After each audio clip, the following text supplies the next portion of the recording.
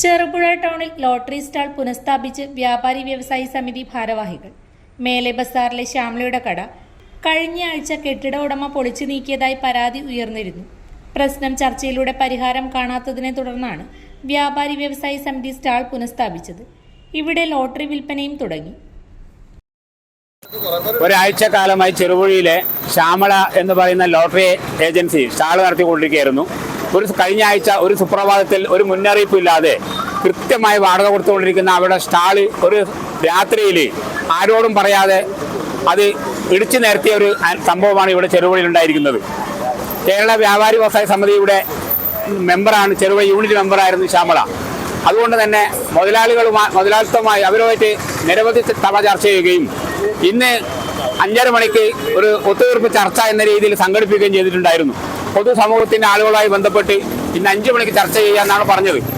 അതനുസരിക്കാതെ അവരിന്ന് കോടതിയിൽ പോവുകയും അപ്പോൾ 5 മണിക്ക് മുമ്പായിട്ട് ഞങ്ങളെ മുൻ തീരുമാന ധാരണ പ്രകാരം ചർച്ചയിൽ നിന്നും ഏകപക്ഷമായി പിൻവാങ്ങിയത് കൊണ്ട് തന്നെ ഞങ്ങളിത് ഇന്ന് ആ ശ്യാമളയുടെ ഈ സ്റ്റാൾ ഇവിടെ പുനഃസ്ഥാപിച്ചുകൊണ്ട് ഞങ്ങൾ ഈ സമരമാർഗത്തിലേക്ക് അവരെ പുനരധിവസിപ്പിക്കാൻ വേണ്ടിയുള്ള നടപടിക്രമങ്ങളുമായിട്ട് വ്യാപാരി വ്യവസായ സമിതി മുന്നോട്ട് പോവുകയാണ് ചെയ്തിരിക്കുന്നത്.